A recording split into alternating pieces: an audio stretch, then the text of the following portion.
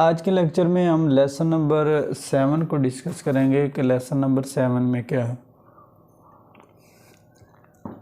Lesson number 7 में क्या चीज़ define की गई है।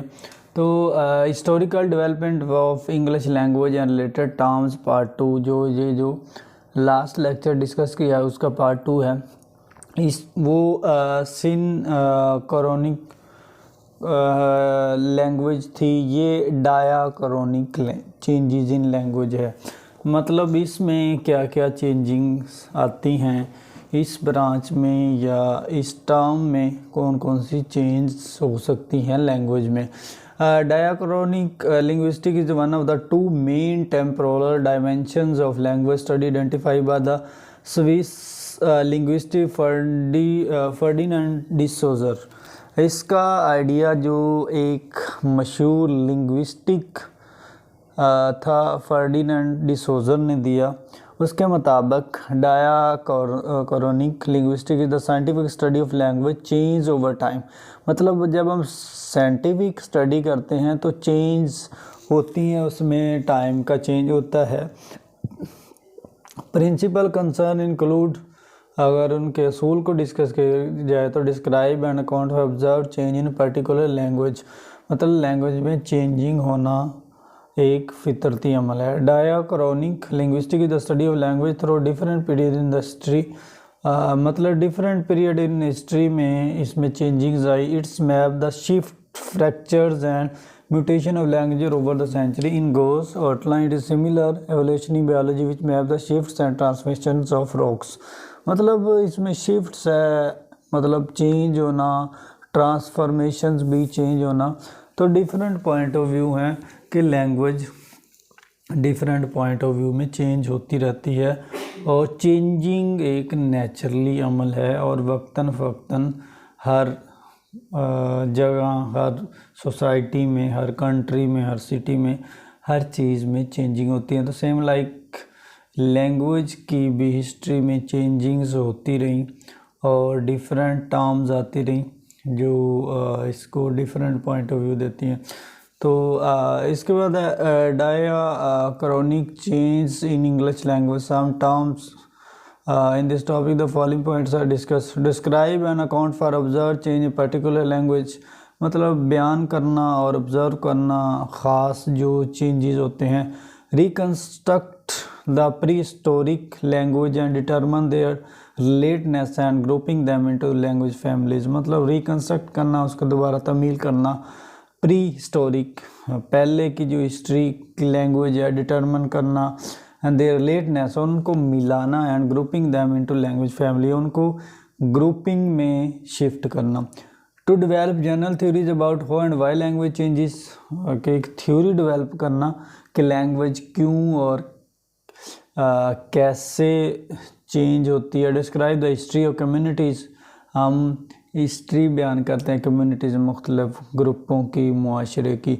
To study the history of words, etymology, अगर हम हिस्ट्री और वर्ड को स्टडी करें तो एटिमोलॉजी कहा जाता है। The family tree model, first time to add depicting the relation between language, it has assumption, the regularity hypothesis, the relatedness hypothesis. उसके बाद the wave model, the ideas that instead of having definite delineations between language there are waves of linguistic change which affect some language but not other and tend to spread out of the other language. Thus the necessary prerequisites for doing serious work on the diachronic development on language. मतलब different point of view होते हैं, models होते हैं जो language में changing लाते हैं। उसके बाद है लैंग्वेज कॉन्टेक्ट, राबता जो होता है।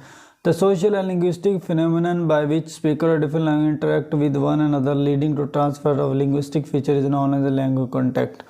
मतलब जब सोशल फिनोमेना डिफरेंट इंटरेक्ट करता है, एक दूसरे मिलता है और ट्रांसफर होती है एक चीज़ दूसरे में, तो उसको हम language contact. Following are some of characteristic, इसकी खसूसियात है। Major factor in language change, prolong language contact journey lead to the bilingualism and multilingualism. मतलब बहुत ज़्यादा चेंज इसमें डिफरेंट पॉइंट ऑफ व्यू देता है इसकी राइटिंग के बारे में। सिंटैक्टिक चेंज जो हमने पहले भी डिस्कस किया, syntactic change journey unfold much more slowly sometime taking 100 years run its course to completion. कहता है जी ये जो पहला चेंज है सिंटैक्टिक चेंज है, ये बहुत स्लोली चेंजिंग होती है, लैंग्वेज में बहुत ज़्यादा टाइम दरकार होता है। Drift is use to linguistic describe a slow and unpredictable change in given direction. One of the best known instance of this the gradual development from syntactic to analytic in the history of language. Syntactic was analytical languages. कहता जी all languages are either syntactic and analytic, or in syntactic language show grammatical relation through inflection change in the words, whereas analytical language represent the grammatical relation through words order। तो कहता है syntactic जो change होता है inflection change grammatical relation को show करता है। कहता जी जो एनालिटिकल है वो भी ग्रामेटिकली शो करता है, लेकिन थ्रू वर्ड्स ऑर्डर। ऑर्डर्स मतलब वर्ड्स की तरतीब के हिसाब से। English was one syntactic but over time has become analytical language. वो कहता है जी है तो इंग्लिश सिंटैक्टिक थी बट टाइम के साथ एनालिटिकल हो गई। Masculine feminine and neuter. In Old English, gender was applicable to words all of us. They to understand this, know what one use gender. It's not implying that everything is boy and girl or vice versa, but simply referring the class of syntactic language. मतलब ना सिर्फ boy and girl को बल्कि एक class को show करते हैं, जिस तरह बॉय गर्ल एक क्लास को शो कर रहे हैं, एक मैस्कुलिन को शो कर रहे हैं, फेमिनिन को। अगर इनमें से कोई और नहीं है तो न्यूटर होगा। तो English no longer use grammatical gender, only use biological gender in the case of invariant. कहता है ना सिर्फ इंग्लिश ग्रामेटिकल जेंडर को शो करती है बल्कि मतलब ग्रामर को शो करती है बल्कि जेंडर को भी शो करती है कि वही मैहर है। अदर लैंग्वेज और still use grammatical gender, for example the process of analogy occurs when particular English. उसके बाद है diachronic change, some example from history. मतलब हिस्ट्री से सम एग्जांपल्स ले सकते हैं कि कैसे इसमें चेंजिंग हुई। Semantic change in the is the evolutions of word use usually to the point that modern meaning is radically different from original use. In a diachronic linguistic, semantic change is a change in one of the meaning of the word. Every word has a variety of senses and connotations which can be added, removed or altered over time. उसके बाद में marking the axis synchronologically and diachronologically. What is synchronic? What is diachronic? Greek etymology of these terms, the chronic part they share come from Greek. Chronos means time or pertaining to time. Prefix C means together. With the prefix dia means through. Both can use to describe an approach. उसके बाद an activity to analyzing its behavior with regard to time. For example, such as the game of